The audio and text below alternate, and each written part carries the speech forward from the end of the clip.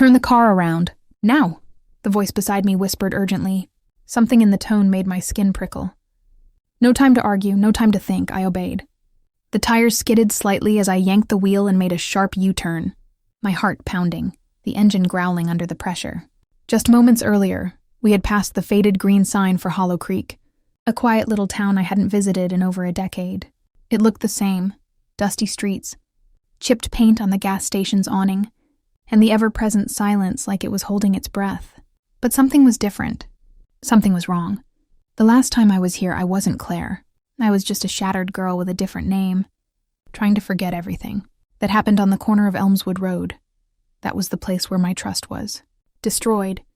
Where I was betrayed by someone who was supposed to protect me. Where lies grew roots and pulled my life apart.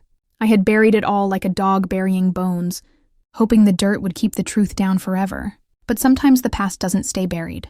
The U-turn took us back onto the highway, and I stared at the rearview mirror, half expecting to see flashing lights or that familiar navy blue truck.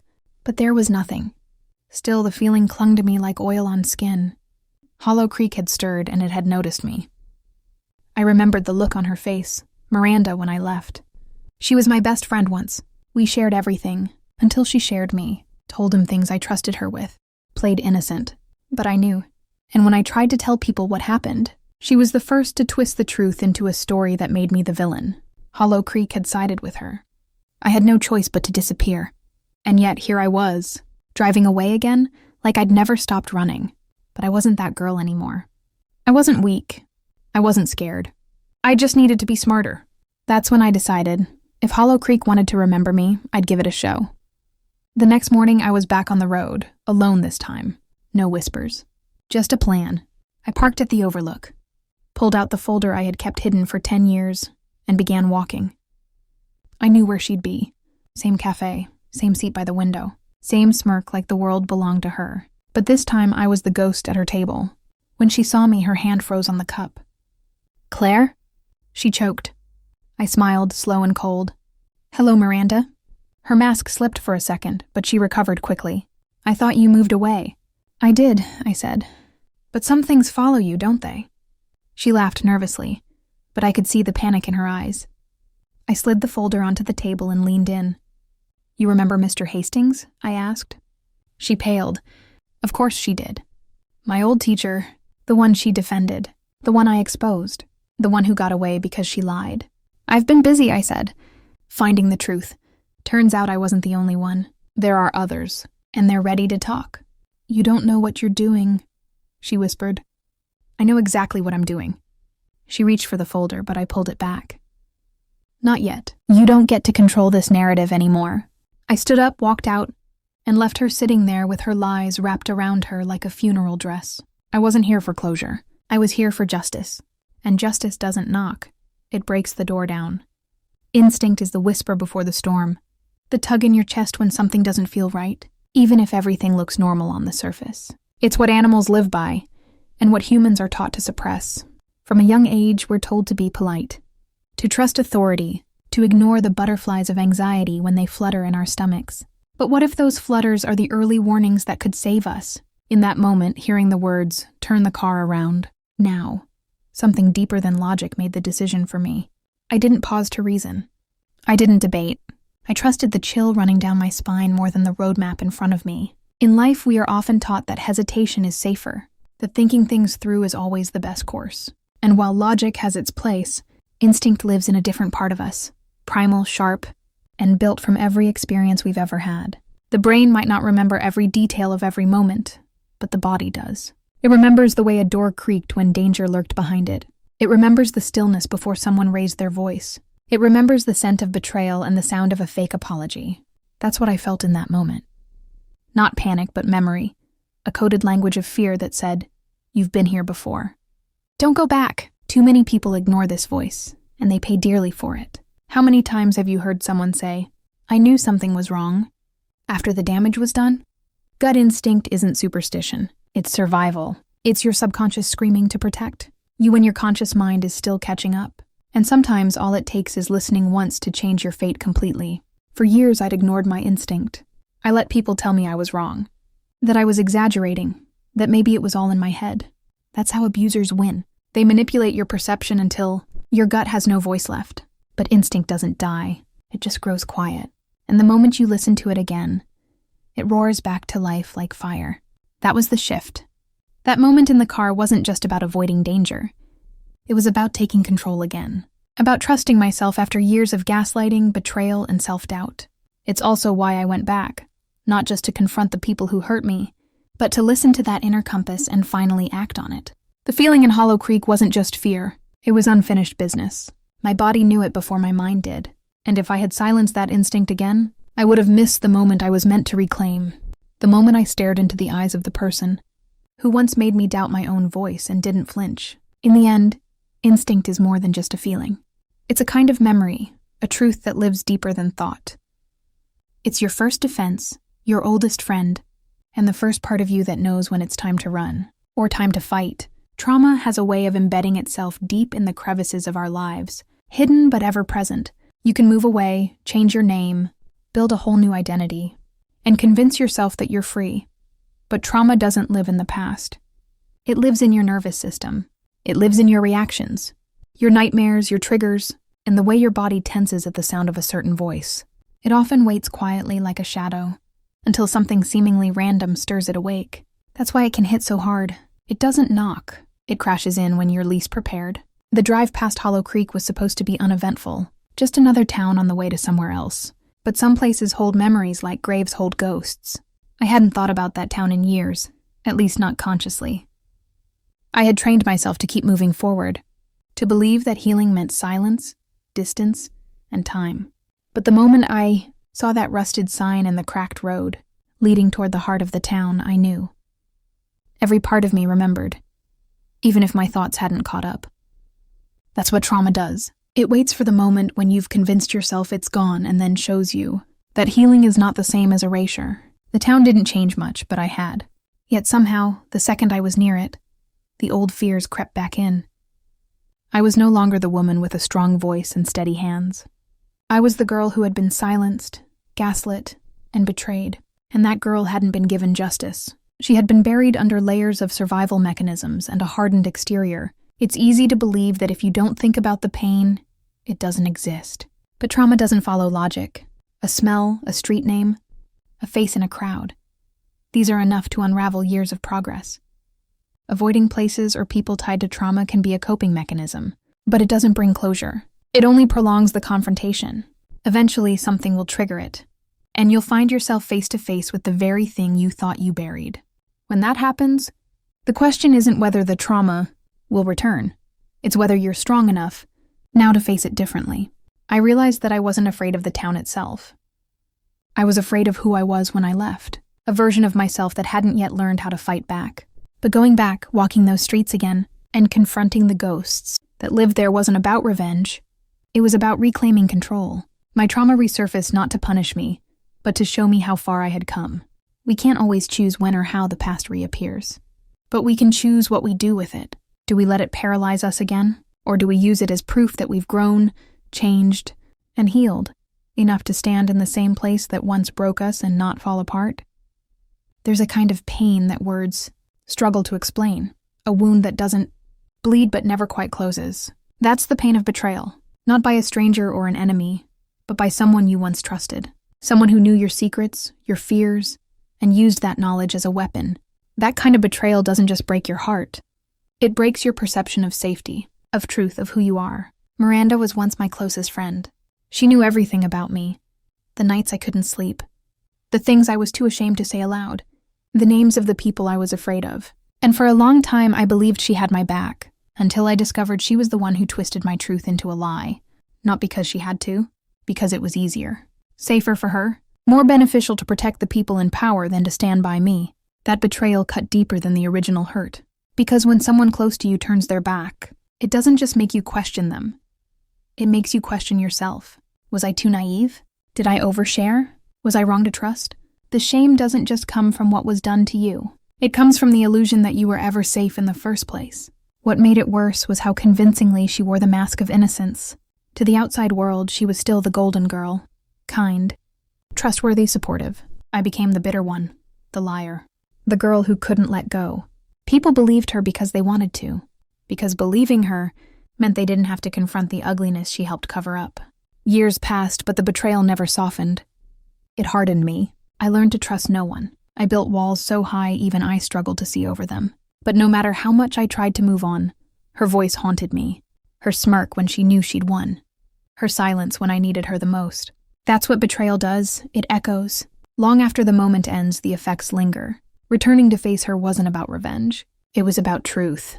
I needed to look into the eyes of the girl who once made me doubt everything. I knew and see if she still held power over me. She didn't. In that cafe, at that table, I wasn't the broken friend begging to be believed.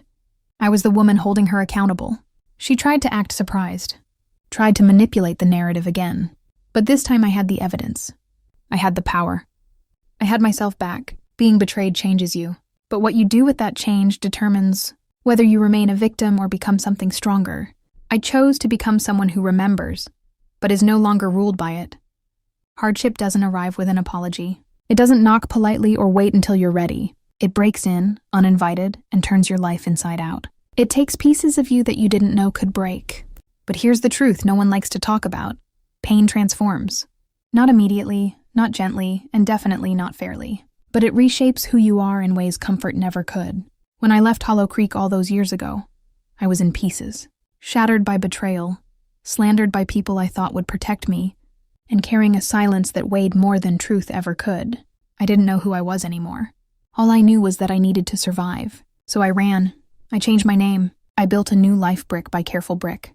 But the cracks were always there, beneath the surface, because true transformation doesn't come just from escaping.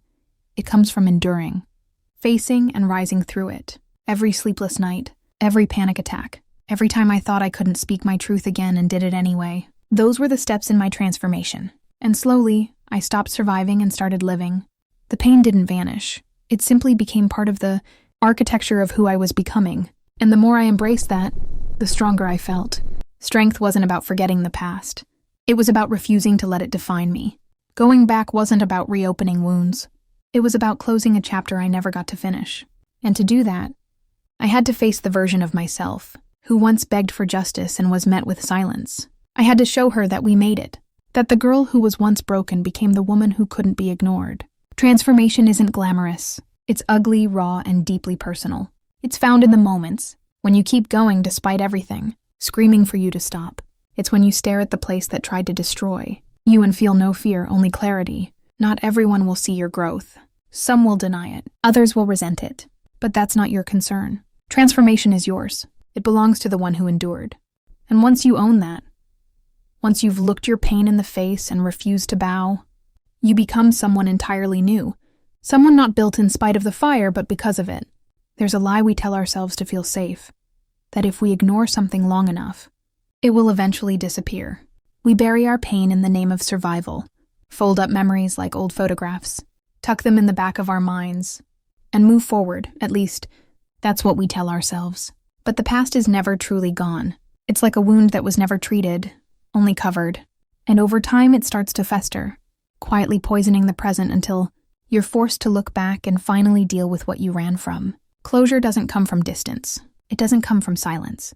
It only comes when you face what hurt you, speak what was once unspeakable, and acknowledge the truth in its full, uncomfortable entirety. I thought I was done with Hollow Creek. I told myself that leaving was the end. I changed my name, rebuilt my life, stayed away. But none of that erased what had happened. None of it gave me peace. It was a pause, not a resolution. And the moment I passed that town sign again, I realized I was still carrying the weight of unfinished business. It's not easy to go back. Not just physically, but emotionally. To walk into the place where everything fell apart. To feel the air shift as memories rush in. To see the face of someone who once destroyed you and not flinch. But it's necessary. Because closure doesn't come from pretending it didn't happen. It comes from looking at it, feeling it, and saying, I'm not afraid of you anymore. Returning to the cafe wasn't about proving something to Miranda. It wasn't even about revenge. It was about standing in the exact place where I once lost control and reclaiming it. Not just for me, but for every version of myself who had to survive without justice. I didn't need her to apologize. I didn't need her to admit what she did.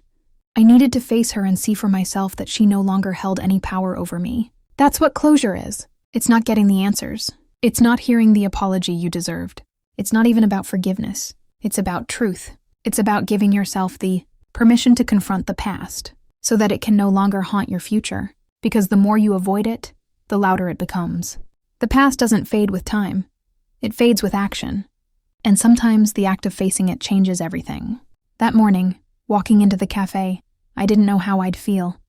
I was ready for confrontation. I was prepared for her to laugh in my face, to call me crazy, to deny everything. But none of that mattered, because this time, I wasn't there for her. I was there for me. When you face your past, you strip it of its ability to control you. You stop being the victim of the story and start becoming the author of the next chapter. You start to heal, not because you forgot, but because you chose to remember and still move forward. The town hadn't changed. The buildings were still weathered. The same old signs still hung crooked. But I had changed.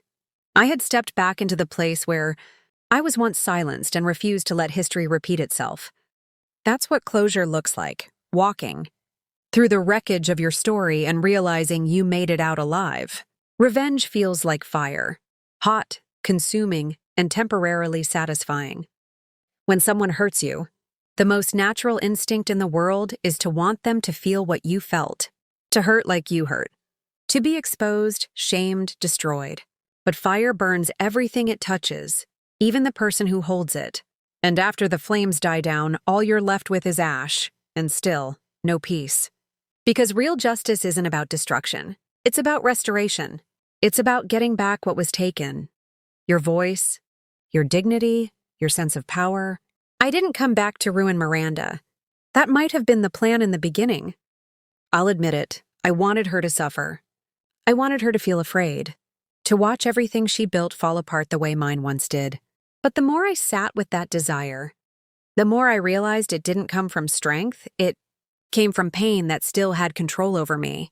And if I let that pain dictate my actions, I was still giving her power.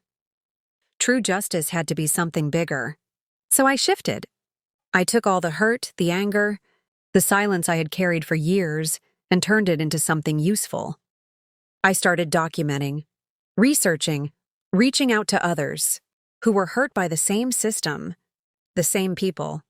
I built a case, not just against her, but against the structure that allowed her lies to be more believable than my truth. I wasn't just seeking justice for me anymore. I was fighting for everyone who had been ignored. And somewhere in that process, I found peace. Because justice isn't about watching your enemies fall. It's about rising in spite of them. It's about standing tall in the face of everything that tried to bury you and refusing to stay quiet. When I slid that folder across the table, I wasn't offering revenge. I was offering truth. A truth she couldn't rewrite.